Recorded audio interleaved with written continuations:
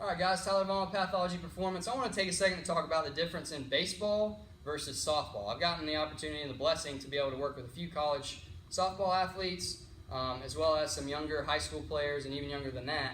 And it's been a good learning process as far as what's the difference between a pro baseball swing and a pro softball swing. What are the things that change between the two? And I'm not going to throw out any names or anything like that, but if you go and watch some film, find some people who are successful, dig into that, whether you're a softball player or a baseball player. Go look at those because there's a lot of information out there of what people do consistently across the boards that makes them successful. So don't just look at one player and go, I want to do exactly what he does. You know, so-and-so swings the bat 105 miles an hour, hits the ball 500 feet. That's how I'm going to swing the bat because you may not be that type of player. So find a good variety of different players, watch what they do, pinpoint some things, and go look at the film reviews that we've done and use that to help you find some commonalities between their swings so that you can do the same thing when you're hitting. So, baseball swing and softball swing. A lot of it is very similar, guys. I want you to understand, now obviously you get into the slapping and some of those things with softball. The pitcher's a lot closer, but a lot of the things that you see within the two when they're very successful are very similar. So just know that going out, going right out the gate. The one thing that I wanted to focus on that is a little different between the two is amount of separation. All right, if you think about the distance that the pitcher is to the plate in softball versus baseball, baseball is 60 feet 6 inches, softball is a whole lot closer. All right, and you have a lot of pitchers who are typically long and lanky, so they're cutting down that distance even further with their wingspan and how they get off the rubber. So there's a whole lot less reaction time. All right, so what I like to address with my softball players is we're still going to keep our hands back. We're still going to get into attack position if we're trying to hit a double or a homer, but we may not have the amount of separation that we carry in baseball. All right, and that's something that I've had to learn, and through talking with my dad, who's a softball coach, that's something that we've agreed on and that he's looked at in film and that he's gotten good feedback from the college coaches on as well. So in baseball, what I like to talk about is getting the hands underneath the back elbow. Go watch pro hitters, and the majority of them get underneath that back elbow and have their hands back behind their back shoulder when they land in attack position. One guy that's different that we're about to do a film review on is Giancarlo Stanton. He doesn't quite get that back elbow all the way separated, all the way up. He kind of keeps it down a little bit further, but he does a great job of maintaining separation. So, with that being said, we all know that guy hits the ball a long way. So, it can be done without getting here, and I'm not here to create cookie-cutter swings. So, that's something else that you need to know if you're a hitting coach or a parent. Don't buy into the cookie-cutter approach. If you see a hitting coach that's making everybody look the same, they're probably leaving some stuff out that could benefit your child. All right, so here we go.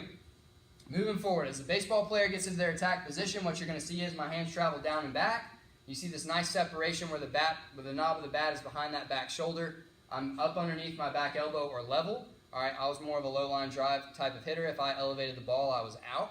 All right, so I handled a little bit less of the up and underneath, whereas you see guys like Miguel Cabrera who can really get up underneath that back elbow. You might see guys like Stanton who don't like it as much but do a good job of keeping separation. So more times than not, what you see is hands get off the back shoulder, hands underneath the back elbow. That establishes a solid position to start from as a hitter. And what it allows for is if my hands stay back, now when I go to make my move, I can maintain separation and generate this nice 45-degree angle with the front foot, get this stretch reflex going, and now the work almost takes care of itself as long as I keep this front side up and out and relaxed. All right. So baseball players, again, getting that nice separation, really training that early, trying to get them into a position where they can fire inside the pitch without getting a whole lot of pull with this front side. Whereas if you don't get that, you see a lot of guys that like to go from here. My move usually happens with that front elbow going down and out. It's a front side driven swing, and our timing is very, very difficult to get right. All right. So that's baseball, thinking about the load and the position. Let's switch over to a softball. I haven't quite gotten used to holding the softball bat yet, so I'm going to hold this one still. Something that I've seen with a lot of the girls, some of them, just like in baseball, how some guys don't like the full elbow position in the back, some softball players handle it really well. Softball girls who are stronger, who have great bat speed, they can still handle getting underneath that back elbow. So I'm not saying you can't do it. And my philosophy as a hitting coach is we're going to get the most we can get. So maximum momentum, maximum separation, whatever you can handle and be consistent, that's where we want to start. And you can always tone it back from there. All right, so with softball, the main thing that I see that's different is we want to condense the load a little bit. All right, condense the load, condense the amount of ground we gain just a little bit because the ball is getting on you quickly. All right, We're going to have the hands back here. We're not quite going to get all the way separated to the position where our back elbow's up and we're tucked underneath that back elbow. All right, a lot of them stay in this position right here so that when they deliver, they can get their hands down to that back hip and really push through with the back hip from there. All right, really push through and drive from there. All right, that's the thing that you really have to focus on with softball players is getting the back hip through, because what I see a lot of times is this nice polite swing. All right, we get this nice polite swing, and then it's like almost like they're generating all their bat speed out here, and then we get this back slap with the bat. All right, I'm not a fan of the back slap. I don't know where it started or why, but to me, back slap tells me that you're not getting full extension towards the pitcher. All right, full extension towards the pitcher means I'm staying in the strike zone longer, and now the back slap doesn't feel comfortable unless you come all the way around and slap here. All right, that doesn't feel as comfortable as if you cut yourself short and slap here. All right, so if you're someone who likes to slap your back with the bat, be careful of what that means within your swing. I've seen some people be able to get full extension and still come back around and slap. I'm not saying it's always a bad thing, but just kind of keep an eye on that and know that that may not be the best thing for you as a hitter starting out. All right, so a little bit more condensed in the load. The delivery is shorter to the ball, and now, I don't want to say shorter to the ball, scratch that, but the load is shorter and more condensed. Now we're going to drive and really coach pushing through with the back leg. All right, pushing through with the back leg and finishing that swing to get the ball off the bat. All right, so baseball, we get nice solid load, a little bit more separation. All right, and I'm going to teach with baseball players too, I'm going to really focus on telling them to keep their barrel behind their hands as long as possible. All right, because this move here, if it happens early, then we're going into chop early on. And really the same thing for softball.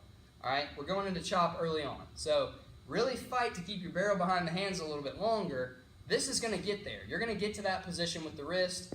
I just don't like really wristy hitters. All right, but get to that position, extend through, really focus on getting this back arm to punch before the hands roll. Get the ball off the bat, finish nice and flat and low, and let's see if we can increase the window we hit in. All right, so recap.